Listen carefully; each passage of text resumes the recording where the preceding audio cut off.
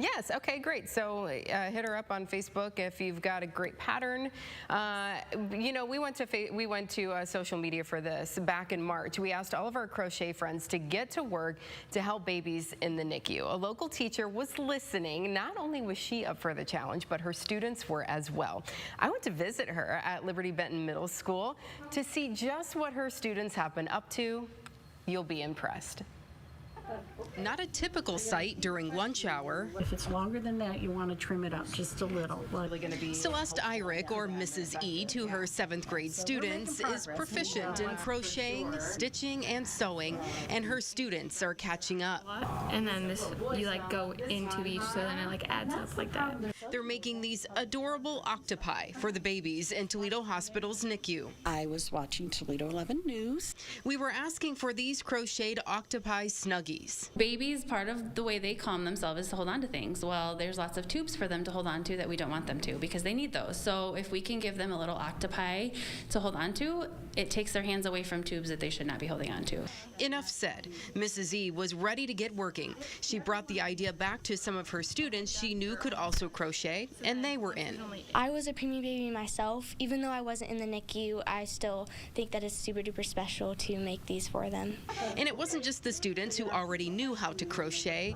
Others wanted to know how they could help. The group of 8 students call themselves the Knotters and Stitchers, also making flannel quilts to cover the NICU bassinets. The stitching I just learned from my amazing teacher who stepped up and taught most of us. Honestly, I've always been interested in community service, so I thought this was a really great way to do it, and it's just some kind of satisfaction that you get in helping others. Turns out they're pretty good at it. Mrs. E had a hard time keeping up. Mrs. Eyrich, we need another blanket, we need another blanket. Okay, so I would go home and run to the fabric store, buy more fabric, and then I would put the blankets together, and then they do the old-fashioned knot quilting. In all, they made 24 blankets and 31 octopi. They're working from the heart.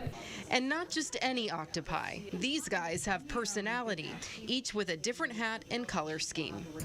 Things that make it happy, it makes the octopi happier, look happier. My sister was a preemie, so we know that road's really rough, but there's a little hope now. Boy, is there. The students wrapped their gifts for Mrs. E to deliver to the NICU, which were received with open arms. So that's amazing that they are able to think of babies and think of other people and just give back to these babies. It's amazing. And Mrs. E couldn't be more proud of her students, and rightfully so. They're awesome with a capital A-W-E-S-O-M-E, capitalized, underlined, bold letters, and neon.